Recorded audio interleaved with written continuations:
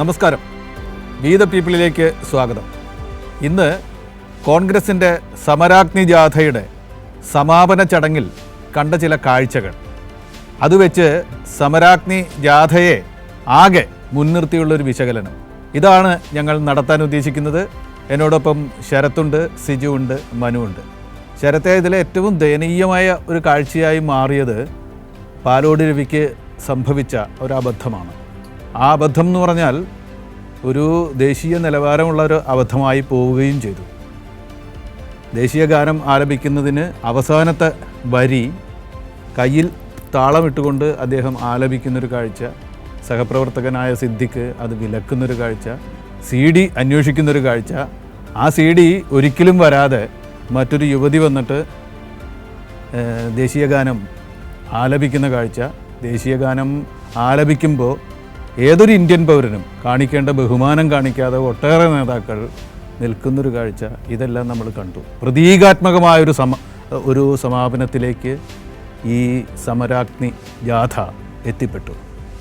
എങ്ങനെയാണ് ശരത്തെ ഇതിനൊന്ന് പറഞ്ഞു വെക്കുക? ഞാൻ സത്യത്തിൽ NBC ഇത് പറഞ്ഞെങ്ങോട്ടാ പോകുന്നത്, ഇത് എവിടെ അവസാനിക്കുന്നു ഇങ്ങനെ നോക്കി ഇങ്ങനെ ആലോചിച്ചിരിക്കുകയായിരുന്നു. സത്യത്തിൽ വല്ലാത്തൊരു സമാപനമായി പോയി. അതായത് എനിക്കിപ്പോഴും മനസ്സിലായിട്ടില്ല, VD സതീശൻ പറഞ്ഞ ഗാലക്സി ഓഫ് ലീഡേഴ്സ് കോൺഗ്രസ്സിന് എന്ന് പറഞ്ഞാൽ ഈ ഗാലക്സി ഓഫ് ലീഡേഴ്സിൽ എന്തെങ്കിലും ഒരു റോള് ഒപ്പിച്ചെടുക്കാൻ വേണ്ടിയിട്ടാണോ എന്നറിയില്ല. പാലോട് രവി സ്വയം തീരുമാനിക്കുന്ന പോലെയായിരുന്നു. അദ്ദേഹം ശരി എല്ലാവരും എഴുന്നേക്കും അല്ലേ എന്നൊക്കെ പറഞ്ഞിട്ട് താളം പിടിച്ച്, സത്യത്തിലെ സിദ്ദിഖുണ്ടല്ലോ, സിദ്ദിഖിന് എനിക്കൊന്ന് ഇടിവെട്ടേറ്റ പോലെ തോന്നിയിട്ടുണ്ടെന്ന് തോന്നുന്നു. ആ വേദിയിൽ ആദ്യം ഒന്ന് മനസ്സിലായത് സിദ്ദിഖിനാണ്. സിദ്ദിഖിന് ഒരു വലിയ അവാർഡാണ് കൊടുക്കുന്നത്. അല്ല, അത് കണ്ടില്ലേ, അതായത് ഈ വർഷത്തെ ഏറ്റവും മികച്ച രക്ഷാപ്രവർത്തനം. അടുത്ത വരി ഇനി എന്തോ വരാൻ പോകുന്നത്. അല്ല, മംഗളമല്ല മനോരമയാണെന്നൊക്കെ ശരത്ത് പറഞ്ഞ കാര്യം. അത്രയും നേതാക്കൾ അവിടെ ഗാലക്സി ഓഫ് ലീഡേഴ്സ് അവിടെ നിന്നിട്ട് ഒരാൾക്കും ഇത് തെറ്റുപറ്റിയെന്ന് മനസ്സിലായി. വാക്കുകൾ അനർത്ഥമായി കേട്ടോ. ഗാലക്സി ഓഫ് ലീഡേഴ്സ് ആണ്, കാരണം എല്ലാവരും പിന്നെ എയറിലായിരുന്നു, ഗാലക്സി തന്നെ ആയിരുന്നു. അതുകൊണ്ട് പിന്നെ ബിന്ദുകൃഷ്ണയ്ക്ക് ചിരിയടക്കാൻ പറ്റുന്നു. അതായത് സിദ്ദിഖ് അങ്ങോട്ടേക്ക് വരുന്നു. സിദ്ദിഖ് ഒരു ഡിഫൻഡറെ പോലെയായിരുന്നു. ഈ തോൾ ഭാഗം കൊണ്ട് പാലോട് രവിയെ തള്ളി മാറ്റി. പാലോട് രവിക്ക് കാര്യം മനസ്സിലാവുന്നില്ല, ഇതെന്താ സംഭവിക്കുന്നു. അപ്പോൾ സിദ്ദിഖിന്റെ സ്ക്രിപ്റ്റ് ആയിരുന്നു ഗംഭീരം. CD കാക്കക്കുയിൽ സിനിമ പോലെ CD എടുക്കുക. പക്ഷെ അതിൽ മനു ഒരു സംഭവമുണ്ട്, അസാമാന്യമായിട്ടുള്ളൊരു ട്രോള് ഈ ഷൂട്ടിന് മുമ്പ് NBC തന്നെ പറഞ്ഞു. അത് NBC പറഞ്ഞു തന്നെ നമുക്കൊന്ന് കേൾക്കണം ആ CD കുറിച്ച്. അല്ല, CD ചോദിക്കുന്നു, CD സുമേഷിന്റെ കയ്യിലാണെന്ന് മറ്റൊരു കോൺഗ്രസ്സുകാരൻ പറയുന്നു. സന്ദേശത്തിൽ മാമുക്കോയ നയിക്കുന്ന കോൺഗ്രസ്സുകാരിങ്ങനെ നിരന്ന് നിൽക്കുന്ന ആ ഒരു ദൃശ്യമിട്ടിട്ടാണ് ഇത് പറയുന്നത്. ആ ചിത്രത്തിൽ സുമേഷിന്റെ കയ്യിൽ. അപ്പോൾ മാമുക്കോയ ചോദിക്കുന്നു, ഓനെവിടെ? ഓൻ BJP പോയി എന്നാണ് ഉത്തരം. CD കയ്യിലുള്ളവൻ, ദേശീയ ഗാനത്തിന്റെ CD കയ്യിലുണ്ടായിരുന്ന ഒരേ ഒരു കോൺഗ്രസ്സുകാരൻ BJPയിലേക്ക് പോയി. ഇതിനകത്ത് ഈ കഴിഞ്ഞ ഈ സമരാഗ്നിയുമായി ബന്ധപ്പെട്ട് തുടങ്ങിയത് മൊത്തം തമാശയായിരുന്നു. അതിൽ നമ്മൾ കഴിഞ്ഞ ആഴ്ച കണ്ടതല്ലേ, സുധാകരൻ എൻ്റെ മൈഡിയർ എന്ന് പറഞ്ഞത് കണ്ടതാണല്ലോ. സുധാകരൻ മൈഡിയർ എന്നൊന്നുമല്ല പറഞ്ഞത്, അതെ, മൈഡിയർ സഹോദരൻ ഉദ്ദേശിച്ചത് അവർ അനിയ ചേട്ടന്മാരാണെന്ന് പറഞ്ഞ സംഭവമാണ്. ശരിക്കും പറഞ്ഞാൽ ഇതിനകത്ത് ഏറ്റവും രസകരമായത് ഈ പാലോട് രവിയൊന്നും അല്ല വിഷയം. പാലോട് രവി അതിനകത്ത് വന്നു വിട്ടതായിരുന്നു. സമരാഗ്നി എന്ന് പറഞ്ഞ ഈ ജാഥ നടത്തിയത് എന്തിനാണെന്നുള്ളത് നാട്ടുകാർ അറിഞ്ഞിട്ടില്ല. പക്ഷെ അറിഞ്ഞത് മറ്റു ചില പേരിലൊക്കെയാണ്. സമരാഗ്നി എന്ന് പറഞ്ഞ ജാഥ നടത്തിയെന്ന് അറിഞ്ഞത് അന്ന് സുധാകരൻ്റെ അതിലൂടെയും ഇന്നലെ പാലോട് രവിയുടെ പാട്ടിലൂടെയൊക്കെ. സമരാഗ്നി എന്ന് പറയുന്ന ഒരു ചുരുക്കലാണ്. സമരാഗ്നി ജനകീയ പ്രക്ഷോഭ യാത്ര എന്നാണ് അതിന്റെ മുഴുവൻ പേര്. അതെ, അല്ല ശരിക്കും ഈ ജാഥയുടെ ജാതകം ഇതാണ്. ഇങ്ങനെയൊക്കെയാണ് ഇത് അറിയപ്പെടാൻ കഴിയും വിധത്തിലേക്ക് മാറിപ്പോവുകയാണ് യഥാർത്ഥത്തിൽ സംഭവിച്ചത്. അതൊരു ഒരിക്കലും തെലങ്കാന, എനിക്കൊന്ന് തെലങ്കാന മുഖ്യമന്ത്രി സച്ചിൻ പൈലറ്റ് ഇവരൊക്കെ വന്ന ഒരു വേദി, നേതാക്കളൊക്കെ നിൽക്കുന്നു. അവിടെ യഥാർത്ഥത്തിൽ സംഭവിക്കാനേ പാടില്ലാത്ത ഒരു ഭീമ അബദ്ധമാണ് സംഭവിക്കുന്നത്. അത് യഥാർത്ഥത്തിൽ ഉണ്ടാക്കിയിട്ടുള്ള ഈ തമാശയായി നമ്മളത് അവതരിപ്പിക്കുമ്പോഴും കോൺഗ്രസിനെ പോലൊരു ദേശീയ പാർട്ടിക്ക് ഉണ്ടാക്കിയിട്ടുള്ള ദേശീയ നാണക്കേട് അത് വളരെ വലുത് തന്നെയാണ്. അതെ, 138 വർഷം ചരിത്രമുള്ള രാജ്യത്തിന് ദേശീയ സ്വാതന്ത്ര്യ സമരത്തെ നയിച്ച, പിന്നീട് രാഷ്ട്രീയ കക്ഷിയായി മാറിയെങ്കിലും 7 പ്രധാനമന്ത്രിമാർ അതിൻ്റെ നല്ല കാലത്തും ചീത്തക്കാലത്തുമായിട്ട് സംഭാവന ചെയ്ത ഒരു രാഷ്ട്രീയ കക്ഷിയുടെ, കേരളത്തിലെ പ്രതിപക്ഷ നേതൃനിരയിലുള്ള രാഷ്ട്രീയ കക്ഷിയുടെ ദയനീയമായിട്ടുള്ള ഒരു സ്ഥിതി, അതാണ് ഈ ചില പത്രസമ്മേളനങ്ങളിലൂടെയും ചില വേദി പ്രസംഗങ്ങളിലൂടെയും വേദിയിൽ അവസാനം കണ്ട ഈ ദുരന്ത നാടകത്തിലൂടെയും കേരളം കണ്ടത് എന്ന് വിഷമത്തോടുകൂടി കോൺഗ്രസ് ഇങ്ങനെ ആകുന്നതിൽ വിഷമിക്കുന്നവരാണ് ഞാനും നിങ്ങളും ഒക്കെ. നമ്മൾ വിഷമത്തോടു കൂടി പറയണം, നമ്മുടെ പ്രധാനപ്പെട്ട ഒരു രാഷ്ട്രീയ കക്ഷി അതിൻ്റെ ഏറ്റവും ദുരന്തപൂർണമായ ഒരു അവസ്ഥയിൽ എത്തി നിൽക്കുന്നു. സേവ് കോൺഗ്രസ് എന്ന് പറഞ്ഞ് കോൺഗ്രസിനുള്ളിൽ നിന്ന് തന്നെ ചിന്തിക്കുന്നവർ, വികാരമുള്ളവർ, ബോധമുള്ളവർ രംഗത്ത് വരേണ്ട ഒരു നിലയായിരിക്കുന്നു എന്ന് പറയണം. തീർച്ചയായും അത് ഏറ്റവും പ്രധാനപ്പെട്ട പ്രശ്നം ഈ സംഘടനയില്ലാത്തതാണ് ഏറ്റവും വലിയ പ്രശ്നമായിട്ട് നമുക്കിതിൽ കാണാൻ കഴിയുന്നത്. കാരണം സംഘടനാ സംവിധാനം എന്ന് പറയുന്നത് ഒരു കാര്യവുമില്ല. പ്രതിപക്ഷ നേതാവ് ഒരു വഴിക്ക് പോകുന്നു, KPCC അധ്യക്ഷൻ വേറെ വഴിക്ക് പോകുന്നു. ഇനി ഇവർ തമ്മിൽ കണ്ടുമുട്ടിയാലോ തെറിവിളിയും ചീത്തവിളിയുമാകുന്നു. അതാണ് ഇവിടെ സംഭവിച്ചത്. ഏകോപിപ്പിക്കേണ്ട KC വേണുഗോപാലും മറ്റൊരു വഴി. അതെ, മറ്റൊരു വഴിക്ക്. അപ്പോൾ സംഘടനയില്ലാതെ ഇതെങ്ങനെ ചെയ്യും? പൊതുയോഗത്തിൽ ഈ VD സതീശൻ പ്രസിഡന്റ് എന്ന് വിളിച്ചാൽ എന്താണ് ഇനി അടുത്ത് പറയാൻ പോകുന്നത് എന്നുള്ളത് പ്രസിഡന്റിനെ തിരുത്തേണ്ടതായിട്ട് വരുന്ന ഒരു സാഹചര്യത്തിലാണ് അദ്ദേഹം സംസാരിക്കുന്നത്. അതിൻ്റെ ഇടയ്ക്ക് ശ്രദ്ധിക്കപ്പെടാതെ ഒരു തമാശ ഉണ്ടായിരുന്നു. സുധാകരൻ്റെ പ്രസംഗം. സുധാകരൻ പറഞ്ഞു, നമ്മൾ ഈ വലിയ പരിപാടികളൊക്കെ നടത്തും, വലിയ ആൾക്കാരാണ്, വലിയ കൂട്ടം നമ്മൾ ഉണ്ടാക്കും. പക്ഷേ അതാ ഇവിടെ നോക്കൂ, ഈ കസേരയൊന്നും ഒറ്റ ആളില്ല എന്ന് പറഞ്ഞു. ഒറ്റയാളെ നിങ്ങൾ എന്താ എവിടെയാണ് പോകുന്നത്, നിങ്ങൾ എങ്ങനെയാണ് ഈ പ്രസ്ഥാനത്തെ മുന്നോട്ട് നയിക്കുക എന്ന് പറഞ്ഞിട്ട് സതീശൻ വന്നതിന് മറുപടി പറയുന്നുണ്ട്. അത് പ്രസിഡന്റേ വലിയ ചൂടൊക്കെ ആയിരുന്നുകൊണ്ട് ഇവർ കസേരന്ന് എഴുന്നേറ്റ് പോയതാണെന്ന് സതീശൻ വന്ന് മറുപടി പ്രസിഡന്റിനെ തിരുത്തുകയും ചെയ്യുന്നുണ്ട്. അല്ല, പ്രസിഡന്റ് പറയുന്നുണ്ട് ലക്ഷക്കണക്കിന് രൂപ ചെലവാക്കിയിട്ടാണ് നടത്തുന്നത് പറയുന്നുണ്ട്. എന്തൊരവസ്ഥയാണ് അദ്ദേഹം. ഒരു ലോക്സഭാ തെരഞ്ഞെടുപ്പിലേക്ക് പോകുന്നതിന് തൊട്ട് മുമ്പ് അതിലേക്ക് പോകുക എന്ന ലക്ഷ്യത്തോട് തന്നെയാണ് സ്വാഭാവികമായി ഒരു രാഷ്ട്രീയ പാർട്ടി എന്ന നിലയിൽ കോൺഗ്രസ് ഇങ്ങനൊരു പരിപാടിയിട്ട് പോകുന്നത്. അതിന് യാതൊരു സംശയമില്ല. അത് വളരെ വേഗം മനസ്സിലാകാവുന്നതേ ഉള്ളൂ. അവരുടെ പ്രവർത്തകരെയൊക്കെ ഒന്ന് റാലി ചെയ്യിക്കുക, കുറച്ചുകൂടി സംഘടനാപരമായ ഉണർവുണ്ടാക്കുക, ഇതൊക്കെ ആയിരിക്കുമല്ലോ ഒരു ലീഡർഷിപ്പിൻ്റെ ലക്ഷ്യം അതിന് പിന്നിൽ. പക്ഷേ ഇത് തിരുവനന്തപുരത്ത് സമാപനത്തിൽ നേതാക്കന്മാർക്കില്ലാത്ത ചൂടായിരുന്നു പ്രവർത്തകർക്ക്. നേതാക്കന്മാർ ഒരാളും ചൂടിൻ്റെ പേരിൽ പ്രതിപക്ഷ നേതാവ് പറഞ്ഞാൽ ആ വേദി വിട്ടു പോയിട്ടില്ല. പക്ഷേ പ്രവർത്തകരെക്കുറിച്ച് ഇപ്പോൾ 3 മണി മുതൽ ചൂടേറ്റ് നിൽക്കുന്നു എന്നൊക്കെ പറയുമ്പോൾ നമ്മുടേതടക്കം റിപ്പോർട്ടർമാരും മാധ്യമപ്രവർത്തകരൊക്കെ പറഞ്ഞ് ഞങ്ങളൊക്കെ അവിടെ ഉണ്ടായിരുന്നു, 3 മണിക്കൊന്നും അവിടെ ഒന്നും സംഭവിച്ചിട്ടില്ല. മാത്രമല്ല ഈ പരിപാടി ആകെ തുടങ്ങിയത് സന്ധ്യാസമയത്തോടു കൂടിയാണ്. ഈ ജനഗണമന സംഭവം ഉണ്ടാകുന്നത്, ദേശീയ ഗാനത്തിൻ്റെ ഒരു അപമാനകരമായിട്ടുള്ളൊരു നാണക്കേടിൻ്റെ സാഹചര്യം ഉണ്ടാകുന്നത് 8:30 മണിക്ക് ആ സമയത്താണ്. ഇത്രയും നേരമൊക്കെ ഉണ്ടായിരുന്നുള്ളൂ.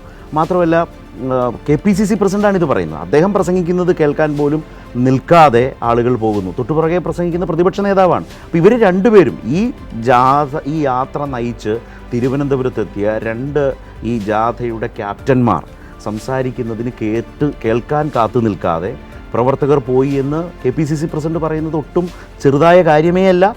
പ്രതിപക്ഷ നേതാവായിട്ടുള്ള VD സതീശൻ്റെ വിശദീകരണം കൊണ്ട് അത് നിലനിൽക്കുകയുമില്ല ആ വാദം. തീർച്ചയായിട്ടും ഒരിക്കലും നിലനിൽക്കില്ല. അതുമാത്രമല്ല, ഇതിൻ്റെ സമാപന ഘോഷയാത്ര അത് സ്റ്റാച്യുവിൽ നിന്ന് ഈ പഴവങ്ങാടി നല്ല ദൂരം, ആ പ്രദേശത്തേക്ക് ഭയങ്കര ദൂരം, നല്ല ദൂരമാണ്. ഇതറിയാത്ത ആളുകൾ മനസ്സിലാക്കണം. 2 കിലോമീറ്ററാണ് ഇവരുടെ ഈ ജാഥ ഉണ്ടായിരുന്നത്. ഈ ജാഥയിൽ പങ്കെടുക്കുന്ന ആളുകൾ അത് സേവാദളിൻ്റെ വളണ്ടിയർമാർ മുതൽ KSUക്കാർ വരെ വേറെ ആയിട്ട് അണിനിരക്കുന്നുണ്ട്.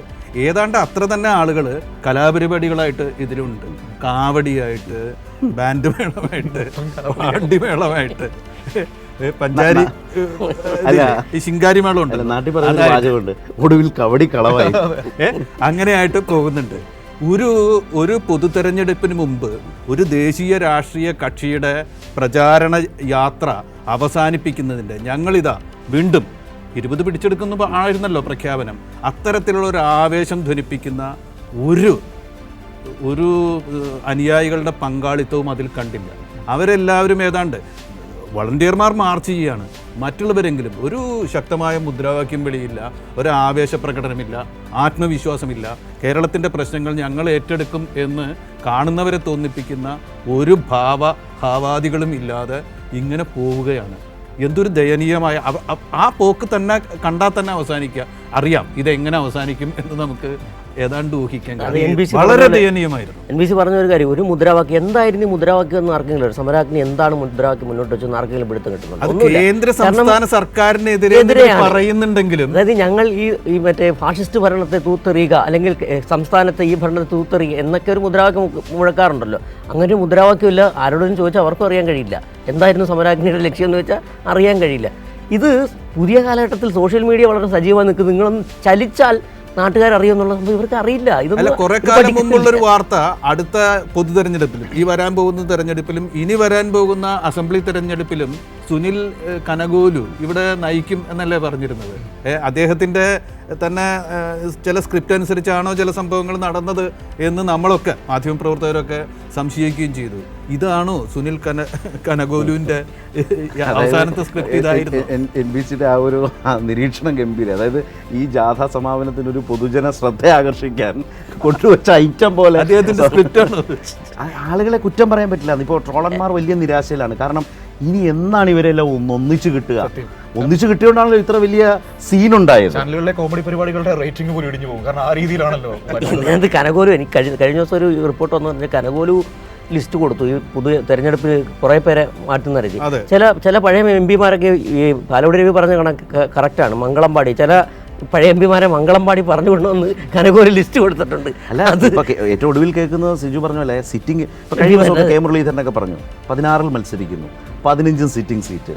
കണ്ണൂരിൻ്റെ കാര്യത്തിൽ ഹൈക്കമാൻഡ് ഇതിലേക്ക് എന്ന് വെച്ചാൽ ബാക്കി 14 പേരും താൻ മത്സരിക്കാൻ തയ്യാറാണെന്നുള്ള മട്ടിൽ റെഡിയായി നിൽക്കുകയാണ്. പക്ഷേ ഇപ്പോൾ കേൾക്കുന്നതെന്ന് വെച്ചാൽ കോൺഗ്രസിനുള്ളിൽ തന്നെ പല സിറ്റിംഗ് MP-മാർക്കും നിലവിൽ തന്നെ ഒരു വിജയസാധ്യതയും ഇല്ല എന്നും അതുകൊണ്ട് തന്നെ ഈ സ്ഥാനാർത്ഥികളെയും കൊണ്ടൊന്നും പോകുന്നതിൽ അർത്ഥമില്ല എന്ന നിലയിലുണ്ട്. ജില്ലകളിൽ വലിയ മുറുമുറുപ്പുണ്ട്, അമർഷമുണ്ട്. എന്നാൽ സിറ്റിംഗ് MP-മാരെല്ലാം മത്സരിക്കാൻ തയ്യാറായി നിൽക്കുകയുമാണ്. അതിനകത്ത് കണക്കുകൾ വരെ വന്നു. ഈ കനകോലുവിൻ്റെ കണക്കുകളൊക്കെ തന്നെ വന്നു. അത് ഈ മാവേലിക്കരയിലേക്ക് 30% താഴെ വോട്ടം കണ്ടേ കൊടുക്കുന്നതിന് കിട്ടത്തുള്ളൂ. അതുകൊണ്ട് കനകോലു പറഞ്ഞിരിക്കുന്നു കൊടുക്കുന്നതിനെ ഒരു കാരണവശാലും മത്സരിപ്പിക്കരുതെന്നൊക്കെ. വലിയ ട്രോള് കേട്ടത് കൊടിക്കുന്നിലിനെ തോപ്പിക്കാൻ ഒരു സ്ഥാനാർത്ഥി എങ്കിത്താ എന്ന് ഇടതുമുന്നണിയോട് ചോദിക്കുന്ന നിലയിൽ ആ മണ്ഡലം നിൽക്കുന്നു എന്നുള്ളതാണ്. ആലത്തൂരിനെ കുറിച്ചും സാധാരണയൊക്കെ മാധ്യമ ചർച്ചകളൊക്കെ വരുമ്പോൾ പലപ്പോഴും അവിടെ അല്പം കുഴപ്പമാണ്, വലിയ വെല്ലുവിളിയാണ്, ഇങ്ങനെയൊക്കെ കുറേ ഭാഷയാണല്ലോ സാധാരണ ഉപയോഗിക്കുന്നത്. പക്ഷേ അതിന് പകരം ആലത്തൂർ ഇത്തവണ കോൺഗ്രസിൻ്റെ കാര്യം വളരെ പരിതാപകരമാണ് എന്ന് വളരെ പബ്ലിക്കായി പറയുന്നത്. അങ്ങനെ ഓരോ മണ്ഡലത്തിൻ്റെയും സ്ഥിതി. ഇപ്പോൾ ചാലക്കുടിയുടെ കാര്യത്തിൽ വളരെ പരസ്യമായത് പറയുന്നു. ഇപ്പോൾ തൃശ്ശൂരിൽ സുനിൽകുമാറിൻ്റെ സ്ഥാനാർത്ഥിത്വം വന്നതോടുകൂടി കുറേ കൂടി ശക്തി. അങ്ങനെ ഓരോ മണ്ഡലവും ഇപ്പം നമ്മൾ പറഞ്ഞ ഓരോ സ്ഥലങ്ങളും അങ്ങനെ തന്നെ വരും. ഇപ്പോൾ ആറ്റിങ്ങലിൻ്റെ കാര്യത്തിൽ അതുപോലെ തന്നെ നമുക്ക് പറയാവുന്ന ഒരുപാട് മണ്ഡലങ്ങളുണ്ട്. അപ്പം കെ സുധാകരൻ ഇതിനിടയിൽ വാർത്തകളിൽ കണ്ടത് മത്സരിക്കുന്നില്ല എന്ന് പറയുമ്പോഴും മണ്ഡലം മാറിയാൽ ആലോചിക്കാമെന്ന് പറയുന്ന ഒരു പ്രശ്നമുണ്ടെന്ന് പറയപ്പെടുന്നു. എന്ന് വെച്ചാൽ കണ്ണൂരിലുള്ള ആശങ്കയാണ്, ആത്മവിശ്വാസക്കുറവാണ്. വടകരയിലേക്ക് കേരളം കാണാൻ ഏറ്റവും വലിയ മത്സരത്തിലേക്ക് പോകാൻ പോകുന്നു. മുരളി ഇത് തന്നെ ആദ്യം തന്നെ പറഞ്ഞു. മുരളി വളരെ മുൻപ് തിരിച്ചറിഞ്ഞു, ഞാൻ വേണമെങ്കിൽ മാറിക്കൊടുത്തേ. അതായത് മനു 2019 ഒരു സാഹചര്യമേ നിലവിൽ ഇന്ന് കേരളത്തിൽ ഈ തെരഞ്ഞെടുപ്പിന് മുമ്പിലില്ല എന്നൊരു യാഥാർത്ഥ്യം കോൺഗ്രസ് തിരിച്ചറിയുന്നുണ്ട്. പക്ഷെ അതിനെ എങ്ങനെ അവർക്ക് നേരിടാനാകും എങ്ങനെ നേരിടാൻ കഴിയും? ഈ വേദിയിൽ വന്ന നേതാക്കളെ തന്നെ നോക്കൂ. ഈ വന്ന ആളുകൾ ഇപ്പൊ രേവന്ത് റെഡ്ഡിയോ സച്ചിൻ പൈലറ്റോ ജിഗ്നേഷ് മേവാനിയോ ഒന്നും വരാൻ പാടില്ലാത്ത ആളുകൾ എന്നല്ല. പക്ഷേ ഇവിടുത്തെ ഒരു MP തന്നെയായ അദ്ദേഹം എവിടെ, രാഹുൽ ഗാന്ധി എവിടെ എന്ന് കേരളം ചോദിക്കില്ലേ? എന്തായാലും കേരളത്തിൽ ഒരുപാട് പേര് ആയിക്കോട്ടെ കാണാൻ കാത്തിരിക്കുന്ന ഒരു മനുഷ്യൻ, അദ്ദേഹം ഇവിടെ എത്തേണ്ടതില്ലേ? മാത്രമല്ല നിരന്തരം നേതാക്കൾ വിട്ടുപോവുകയാണ്. 32 പേര് BJP-ൽ കഴിഞ്ഞ മാസം ചേർന്നു എന്നിപ്പോൾ അവസാനത്തെ കണക്ക് വന്നിരിക്കുന്നു. ഭൂരിഭാഗവും കോൺഗ്രസിൽ നിന്നാണ്. ഏറ്റവും ഒടുവിലത്തെ ഇന്ന് നമ്മൾ സംസാരിക്കുമ്പോൾ ഒഡീഷയിലെ PCCയുടെ വൈസ് പ്രസിഡന്റ് പോയിരിക്കുന്നു. ഇത്തരത്തിലുള്ള ഒരു സ്ഥിതിയിൽ അവസാന കാലത്ത് BJP-യിൽ നിന്ന് ഇങ്ങോട്ട് വന്ന ഏതെങ്കിലും പ്രമുഖൻ ആയിട്ടുള്ള ഒരാളെങ്കിലും ഇവർക്ക് കൊണ്ടുവരാമായിരുന്നു. ഇനി അഥവാ വന്നവരൊന്നും തന്നെ ഈ കൊഴിഞ്ഞുപോക്കിനെ റീപ്ലേസ് ചെയ്യാനോ തടയാൻ പറ്റും അത്തരത്തിലൊരു ഒരു ഇതുമില്ല. ആ വേദി ഒരു ആവേശവും കോൺഗ്രസ്സുകാർക്ക് പോലും പണ്ട് BJP-യിലൊക്കെയുള്ള കോൺഗ്രസ് പോക്കെ ആഴ്ചയിൽ 2 ആയിരുന്നെങ്കിൽ ഇപ്പം ദിവസത്തിലും മണിക്കൂർ 2 വെച്ചാകും. ഇന്ന് രാവിലെ നമ്മൾ വാർത്ത തുടങ്ങുമ്പോൾ ഉള്ളത് വൈകിട്ട് എത്തുമ്പോൾ വേറെയാണ് ഒഡീഷയിൽ. സിജു, അതായത് ദേശീയ തലത്തിൽ ഒരു കണക്കനുസരിച്ച് മനു, അതായത് BJP-യിലേക്ക് പോയിട്ടുള്ള ഇതര പാർട്ടികളിൽപ്പെട്ട ആളുകളുടെ ആകെ കണക്കെടുത്താൽ ഏതാണ്ട് 30-35% കോൺഗ്രസ്സുകാരാണ്. തൊട്ട് പിന്നിലുള്ളതെന്ന് പറയുന്നത് BSP ആണ്. തൊട്ട് പിന്നിൽ എന്ന് പറയുമ്പോൾ തെറ്റിദ്ധരിക്കരുത്. ആ തൊട്ട് പിന്നിൽ നിൽക്കുന്ന BSP നിൽക്കുന്ന ഏതാണ്ട് 1-2% 3%, വളരെ ചെറുതാണ്. കഴിഞ്ഞ ദിവസം ചർച്ചകളിലൊക്കെ അത് വന്നിരുന്നു. ഇതിപ്പോൾ ഈ പറഞ്ഞ പോലെ ഇതിൻ്റെ പ്രധാനപ്പെട്ട വിഷയം എന്ന് പറയുന്നത് നമ്മൾ തമാശക്ക് ഒരുപാട് പറഞ്ഞു. പക്ഷേ എങ്കിൽ പോലും ഈ കോൺഗ്രസിൻ്റെ ചരിത്രത്തിലെ ഏറ്റവും മോശം ലീഡർഷിപ്പിലൂടെയാണ് അവർ കടന്നുപോയിക്കൊണ്ടിരിക്കുന്നത്. അതിപ്പോൾ സംസ്ഥാനത്താണെങ്കിലും ദേശീയ തലത്തിലാണെങ്കിലും. രാഹുൽ ഗാന്ധി ഏറ്റവും നിർണായകമായ ഘട്ടത്തിൽ രാഹുൽ ഗാന്ധി എവിടെയാണ്? ഏതോ വിദേശത്ത് ഏതോ രാജ്യത്ത് പോയിരിക്കുകയാണ്. അത് അദ്ദേഹത്തിൻ്റെ സൗകര്യം. പക്ഷേ ആ പോകുന്ന സാഹചര്യം ഒന്ന് കണക്കിലെടുക്കണ്ടേ? മറ്റൊന്ന് ഇപ്പോൾ സംസ്ഥാനത്ത് നോക്കാം. സംസ്ഥാനത്ത് എന്താണ് സംഭവിച്ചുകൊണ്ടിരിക്കുന്നത്? കോൺഗ്രസിൻ്റെ ചരിത്രത്തിൽ ഏതെങ്കിലും ഒരു ഘട്ടത്തിൽ 2 പേര് ചേർന്ന് KPCC അധ്യക്ഷനും പാർലമെന്ററി പാർട്ടി ലീഡറും ചേർന്ന് ഒരു ജാഥ നയിച്ചിട്ടുണ്ടോ? ഇത് കോൺഗ്രസിന്റെ എന്നല്ല, കേരളത്തിന്റെ രാഷ്ട്രീയ ചരിത്രത്തിൽ. അപ്പോൾ ഇത് തമ്മിലടി ഒഴിവാക്കാൻ വേണ്ടിയിട്ട് AK ആന്റണി പ്രവർത്തക സമിതി AK ആന്റണി അവരുടെ മീറ്റിംഗിൽ പറഞ്ഞതുപോലെ അണികളെ ഒന്ന് ബോധ്യപ്പെടുത്തൂ, നിങ്ങൾ ഒരുമിച്ച് നിൽക്കുന്നുവെന്ന്. അത് കാണിക്കാൻ വേണ്ടിയിട്ട് ചെയ്തതാണ്. പക്ഷേ ചെയ്തു വന്നപ്പോൾ അവസാനം ഉണ്ടായത് എന്താണെന്ന് നമ്മൾ കണ്ടതാണ്. അപ്പോൾ സംഘടനയില്ല, നേതൃത്വമില്ല. ഇതിനിപ്പോൾ ദേശീയ തലത്തിലേക്ക് പരാതി വായിച്ചെന്നാൽ അവിടെ ഇരിക്കുന്നത് KC വേണുഗോപാലാണ്. ഈ KC വേണുഗോപാൽ ഇപ്പോൾ ഹിമാചൽ പ്രദേശ് നമ്മുടെ മുമ്പിൽ ഏറ്റവും പ്രധാനപ്പെട്ട വിഷയമായി നിൽക്കുകയാണ്. 40 MLA-മാരുണ്ടായിട്ടും സ്വന്തം സ്ഥാനാർത്ഥിയെ ജയിപ്പിക്കാൻ കഴിഞ്ഞില്ല. അവിടെ ഈ നീക്കങ്ങൾ നടക്കേണ്ടതായിട്ട് KC വേണുഗോപാലിനെ അറിയിച്ചിരുന്നു എന്നൊക്കെ പിന്നീട് കേട്ടു. പക്ഷേ ചിരി അടക്കാൻ വയ്യാത്തതുകൊണ്ടാണ്. അതായത് മനു ഇത് KC വേണുഗോപാലിനെ കുറിച്ചൊക്കെ പറയുമ്പോൾ ഒരു ചിത്രം കണ്ട് ഈ സമാപനത്തിലാണോ എവിടെയാണ്, സമാപനത്തിലോ തുടക്കത്തിലാണോ? KC വേണുഗോപാൽ വന്ന തുടങ്ങി വെക്കാൻ വേണ്ടി അദ്ദേഹം രണ്ടുപേരെയും കൂടി ഇങ്ങനെ പിടിച്ചിട്ട് ഇങ്ങനെ കഴുത്തോട് കഴുത്ത് ചേർത്ത് പിടിച്ചിട്ട് നിൽക്കുന്നൊരു ചിത്രമുണ്ട്. ഇത് പിടിച്ച കഴുത്ത് ഞെക്കുകയാണോ, സ്നേഹിക്കുകയാണോ, ഇവരുണ്ടാക്കുന്ന പൊല്ലാപ്പിലുള്ള പുള്ളിയുടെ വേദനയാണോ, ഒന്നും മനസ്സിലാവില്ല. ആ ചിത്രം കണ്ട് നമ്മൾ ചിരിച്ചു പോകും.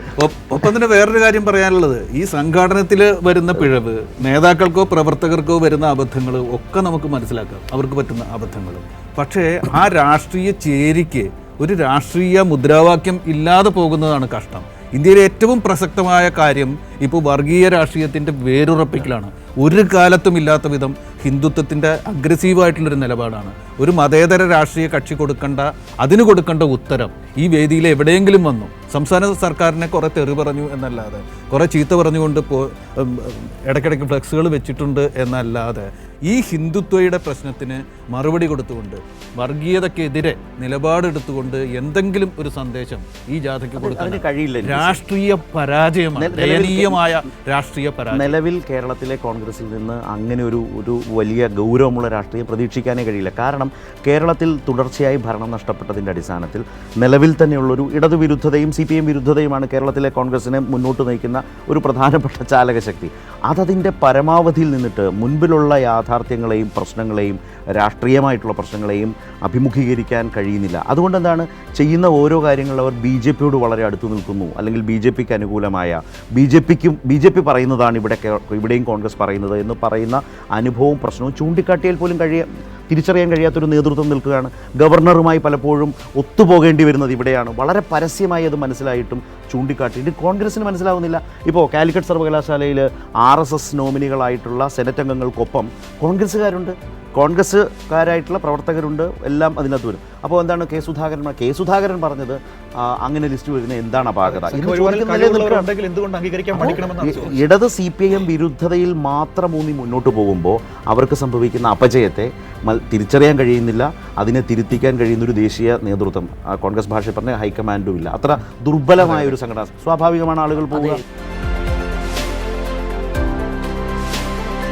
ഇവർക്ക് സംഘടനയും ഇല്ല, സംഘടനയും ഇല്ല. മാത്രമല്ല NBC പറഞ്ഞ പോലൊരു കാര്യം, ഈ കാലഘട്ടത്തിൽ മുന്നോട്ട് വെക്കേണ്ട രാഷ്ട്രീയം എന്തെന്നുള്ളൊരു ചോദ്യത്തിന് അവർക്ക് ഉത്തരമില്ല. അതാണ് അന്ന് അയോധ്യയിൽ രാമക്ഷേത്രത്തിന് പ്രതിഷ്ഠയ്ക്ക് നരേന്ദ്രമോദി പോയപ്പോൾ അതിന് ബദലായിട്ട് രാഹുൽ ഗാന്ധി ചെയ്ത് ഏതോ ക്ഷേത്രത്തിൽ പോയി ഹനുമാനം വേഷം കെട്ടുകയായിരുന്നു. ഇതാണ് ഇവരുടെ രാഷ്ട്രീയ ധാരണ എന്ന് പറഞ്ഞാൽ. രാഹുൽ ഗാന്ധി മാത്രമല്ല, അന്ന് പാർലമെന്റിൽ അയോധ്യ ക്ഷേത്ര നിർമ്മാണത്തിന്റെ പേരിൽ മോദിക്ക് നന്ദി പ്രമേയം അവതരിപ്പിച്ചപ്പോൾ ഇടതുപക്ഷം ഇറങ്ങിപ്പോയി. ആകെ 2 പേരോ മറ്റുമാണ് CPM-നുള്ളത്. അവരടക്കം ലോക്സഭയിൽ നിന്ന് ഇറങ്ങിപ്പോകുന്നു, രാജ്യസഭയിൽ നിന്ന് ലീഗ് ഇറങ്ങി വരുന്നു, കോൺഗ്രസ് അവിടെ ഇരുന്നു. ഇതാണ് ഇതിൽ വരുന്ന ഒരു പ്രശ്നം. ഇന്ന് തന്നെ നോക്കൂ, കൈമോശം വന്ന രാഷ്ട്രീയത്തിന്റെ ഒരു അവസ്ഥയാണ്. ഇന്നിപ്പോ KPCC സെക്രട്ടറിമാരുടെ ഒരു ലിസ്റ്റ്, അതെ, എത്ര പേരാണ്? 77 പേരുടെ ലിസ്റ്റ് വന്നിരിക്കുന്നത്.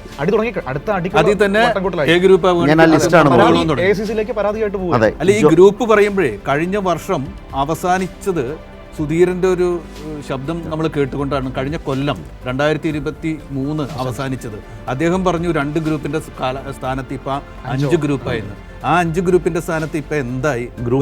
കാർണിവൽ പന്തല് പോലെയായി. കുറെ കമ്പക്കൂത്തുകാര്, കുറെ എന്താ പറയാ, കിലുക്കി കുത്തുകാര് ഒക്കെ ഇരിക്കുന്ന, അത് കണ്ടിങ്ങനെ നടന്നു നീങ്ങുന്ന കുറെ ആൾക്കാരായിട്ട് കോൺഗ്രസിന്റെ അണികളും മാറിയിരിക്കുന്നു.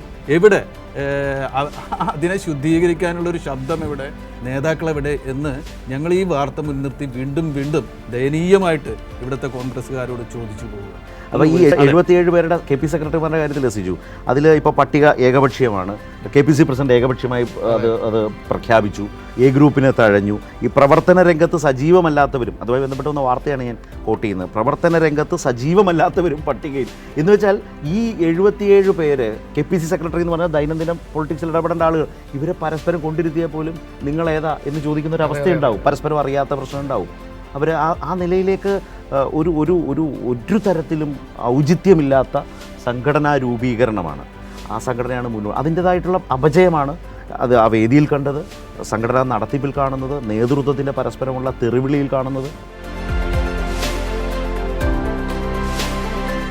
ആന്റണി ഉമ്മൻചാണ്ടി കാലഘട്ടത്തിൻ്റെ അവസാനം വരെയൊക്കെ ഒരു നേതൃത്വം കൊണ്ടുവന്നൊരു ഫീല് കോൺഗ്രസ്സുകാർക്കെങ്കിലും ഉണ്ടായിരുന്നു. ഇതിപ്പോൾ ആരാണ് നിർദ്ദേശിക്കുന്നത്, ആരാണ് നയിക്കുന്നതെന്ന് പോലും കോൺഗ്രസ്സുകാർക്ക് മനസ്സിലാകുന്നില്ല. കാരണം സതീശനും സുധാകരനും കണ്ടു കഴിഞ്ഞാൽ പരസ്പരം തെറിവിളി, അനിയനും ചേട്ടനുമാണെന്ന് പറഞ്ഞുകൊണ്ട് തന്നെ തെറിവിളിക്കുന്ന ഒരു പരിപാടി. പിന്നെ ഇത് കഴിഞ്ഞ് ഇതേപോലെ ജനങ്ങളമംഗളം പാടുന്ന മറ്റു നേതാക്കൾ, ഇതൊക്കെ വെച്ചിട്ട് എങ്ങനെയാണ് ഒരു പ്രസ്ഥാനം മുന്നോട്ട് പോകുക എന്നുള്ളത് അവർ തന്നെ ചോദിക്കാൻ, കോൺഗ്രസ് തന്നെ ചോദിക്കാൻ പറയേണ്ടതുണ്ട്. ഒരുപക്ഷെ സാധാരണഗതിയിൽ കോൺഗ്രസിൻ്റെ ഒരു ജാഥ വരുമ്പോൾ മാധ്യമങ്ങൾ കാണിക്കുന്ന സമീപനം നമ്മൾ ശ്രദ്ധിക്കാറുള്ളതാണ്. മലയാള മനോരമയ്ക്ക് പോലും ഒരു പരിധിക്ക് അപ്പുറത്തേക്ക് അവരെ സഹിക്കാൻ കഴിഞ്ഞിട്ടില്ല എന്ന് വേണം കരുതാൻ. കാരണം ലൈവ് ടെലികാസ്റ്റ് ഇല്ലായിരുന്നു, വലിയ ഈ പ്രത്യേക പേജുകളൊന്നും കൊടുത്തിട്ടില്ല. ഒരു സാധാരണ വാർത്തയായി മനോരമയ്ക്ക് പോലും ഒതുക്കേണ്ടി വന്ന കാരുണ്യമുണ്ട്. ഈ ഇന്നത്തെ ഈ ദേശീയഗാന വിവാദമൊന്നും പലരും എടുത്തിട്ടേ പോലും ഇല്ല, കണ്ടിട്ട് പോലും ഞങ്ങളായിട്ട് പറഞ്ഞു ഉപദ്രവിക്കേണ്ടത് വിചാരിച്ചു. എൻ്റെ ഒരു അറിയാൻ വേണ്ടി ഒരു മാധ്യമം കൊടുത്തത് ഈ വാർത്താ സമ്മേളനത്തിലെ അസഭ്യ വർഷത്തിൽ സംഭവത്തിൽ ചൂടായി, ചൂടായി, അതായത് സുധാകരൻ ചൂടായി, നീരസം പ്രകടിപ്പിച്ചു. ഇങ്ങനെയൊക്കെയാണ്. ഒരു അറിവിന് വേണ്ടി ചോദിക്കുക, അന്ന് എനിക്ക് തോന്നി ഈ സമരാഗ്നിയുമായി ബന്ധപ്പെട്ട് വാർത്താ സമ്മേളനത്തിൽ സുധാകരൻ പറഞ്ഞത് ഒരു ദിവസത്തെ ചാർട്ടുണ്ട്. ഈ 8:30 എന്തോ തുടങ്ങിയിട്ട് 9:30 10:30 ഏതോ ഒരു സദസ്സുണ്ട്, മീഡിയകളെ കാണുന്ന എന്തോക്കെ പറഞ്ഞിരുന്നു. പക്ഷേ അതൊന്നും ആദ്യ ദിവസം കഴിഞ്ഞ് എന്താണ് നടക്കുന്നതെന്നൊന്നും നമുക്കറിയില്ല. നമുക്കറിയാം ഇപ്പോൾ CPM പോലൊരു പാർട്ടി നടത്തുന്ന ഒരു യാത്ര, അതിനൊക്കെ കൃത്യമായൊരു ഓർഡറുണ്ട്. രാവിലെ എന്താണ് നടക്കുന്നത്, വാർത്താ സമ്മേളനം എപ്പോൾ നടക്കും, ആരാണ് കാണുന്നത്, ഏത് സദസ്സാണ് നടക്കുക. അല്ല, ഇത് എങ്ങനെ അവസാനിപ്പിക്കണം എന്ന് പോലും ഒരു ധാരണയില്ലായിരുന്നു ജില്ലാ പ്രസിഡന്റ് കയറിയിട്ട് സ്വയം ദേശീയ ഗാനം പാടാൻ ശ്രമിക്കുന്നു. തിരുവനന്തപുരത്തിന് വേറെ ജില്ലയില്ലാത്ത നന്നായി, അല്ലെങ്കിൽ ഇനി എന്തൊക്കെ കാണേണ്ടി വരുമായിരുന്നു. അല്ല, അപ്പോഴത്തേക്ക് ഇത് തീർന്നു പോയി. ഒന്ന് മൂടായി വന്നു. എത്തിയപ്പോഴാണ് ഈ സംഗതി ഒന്ന് ഓണായത്. ഇപ്പൊ ഞാൻ നേരത്തെ സിജു പറഞ്ഞു വെച്ചിട്ട്, ഇപ്പോൾ CPM-ന്റെ ഒക്കെ ജാഥ, ഇടതുമുന്നണിയുടെ ജാഥ വരാറുണ്ട്, CPM-ന്റെ ജാഥ വരാറുണ്ട്. ഇതിൽ രാവിലെ 9:30 ബന്ധപ്പെട്ട ജാഥ ക്യാപ്റ്റന്മാർ വാർത്താ സമ്മേളനം നടത്തും. ഏത് ചാനൽ ലൈവ് കൊടുക്കുന്നു എന്നൊന്നും നോക്കിയിട്ടല്ല. ഇത് അന്നൊരു ഇഷ്യൂ ഉണ്ടായപ്പോൾ ആലപ്പുഴയെ കണ്ടില്ലേ, KPC പ്രസിഡന്റിനെ പറഞ്ഞു പഠിപ്പിക്കുകയാണ് VD സതീശൻ. 11 മണി കഴിഞ്ഞ് കൊടുത്താലേ ലൈവ് കൊടുക്കൂ. ഈ ആശ്രയത്വം ഉണ്ടല്ലോ, ഒരു പാർട്ടി എന്നുള്ള നിലയിൽ അവർക്ക് പറയാനുള്ളത് പറഞ്ഞു പോവുക, ലൈവ് കൊടുക്കേണ്ടവർ പുറകെ വരും. അവർ ലൈവ് കൊടുക്കുന്ന അവരുടെ ന്യൂസ് റൂമിലെ അവരുടെ സമയത്തിനനുസരിച്ച് ഞങ്ങൾ നീങ്ങും എന്ന് ചിന്തിക്കുന്ന അവസ്ഥയിലേക്ക് നേതൃത്വം പോയാൽ അപ്പോൾ സംഭവിക്കാവുന്ന ഒരുപാട് അപാകതകളുണ്ടല്ലോ. ഞങ്ങളുടെ ഈ സംവാദത്തിൻ്റെ സമയം തീരുകയാണ്. പക്ഷേ ഈ വിഷയങ്ങൾ കേരളീയരുടെ മനസ്സിലുണ്ടായിരിക്കണം, പ്രത്യേകിച്ച് ഇവിടുത്തെ കോൺഗ്രസ്സുകാരുടെ മനസ്സിലുണ്ടായിരിക്കണം എന്ന് ഞങ്ങൾ പറയുകയാണ്. ഇവിടുത്തെ കോൺഗ്രസ്സുകാരോട് ഞങ്ങൾ പറയുകയാണ്, കോൺഗ്രസ് എന്ന ആ നൂറ്റാണ്ട് പിന്നിട്ട രാഷ്ട്രീയ പ്രസ്ഥാനത്തിൻ്റെ അരൂപി നിങ്ങളോട് അഭ്യർത്ഥിക്കുകയാണ്. ഒരു ജനാധിപത്യ പ്രസ്ഥാനമാകുമ്പോൾ അതിൽ തർക്കങ്ങളുണ്ടായിരിക്കും. പക്ഷേ ഈ തർക്കം നിങ്ങളെ രക്ഷിക്കാനുള്ള തർക്കമല്ല. ഒരു തർക്കം പോലും കൂടുതൽ ശരിയിലേക്ക് രാഷ്ട്രീയ കക്ഷിയെ നയിക്കുന്നതായിരിക്കണം. അതിലും പണ്ടൊക്കെ ഉണ്ടായിരുന്നു, തിലകൻ ഉണ്ടായിരുന്നു, അപ്പുറത്ത് ഗോഖലെ ഉണ്ടായിരുന്നു. ഒരാൾ തീവ്രവാദികളെ നയിച്ചു, മറ്റേ ആൾ മിതവാദികളെ നയിച്ചു. നമുക്കറിയാം, ഗാന്ധിയും ബോസും കൂടി തന്നെ ഏറ്റുമുട്ടിയിട്ടുണ്ട്. അതുപോലെ നെഹ്റുവും പഴയ വൃദ്ധ നേതാക്കളും തമ്മിൽ ഏറ്റുമുട്ടിയിട്ടുണ്ട്. ഇത്തരത്തിലുള്ള ഏറ്റുമുട്ടൽ, ശങ്കരൻ നായർ ഗാന്ധിക്കെതിരെ പുസ്തകം എഴുതിയിട്ട് കോൺഗ്രസിൽ നിന്ന് ഇറങ്ങിപ്പോയിട്ടുണ്ട്. ഗാന്ധിയുടെ മാർഗങ്ങൾ അരാജകത്വമാണ് എന്ന് പറഞ്ഞുകൊണ്ട്. ഇതൊക്കെ രാഷ്ട്രീയ പ്രസ്ഥാനത്തെ ശക്തിപ്പെടുത്താനുള്ള തർക്കങ്ങളായിരുന്നു. ഇപ്പോൾ നടക്കുന്ന തർക്കങ്ങളോ, നിങ്ങൾ തിരിഞ്ഞു നിന്ന് നിങ്ങളുടെ നേതാക്കളോട് ചോദിക്കണം. കോൺഗ്രസ് എന്ന രാഷ്ട്രീയ പ്രസ്ഥാനത്തിനെ അതിൻ്റെ ചരിത്രപരമായ നിൽപ്പിടത്തിലേക്ക് കൊണ്ടുവരാൻ വേണ്ടി കോൺഗ്രസ്സുകാർ മുന്നോട്ട് വരണം എന്നുകൂടി അഭ്യർത്ഥിച്ചുകൊണ്ട് ഈ വാർത്തയുടെ, ദുഃഖകരമായ ഈ വാർത്തയുടെ വിശകലനം ഞങ്ങളിവിടെ അവസാനിപ്പിക്കുന്നു. നമസ്കാരം.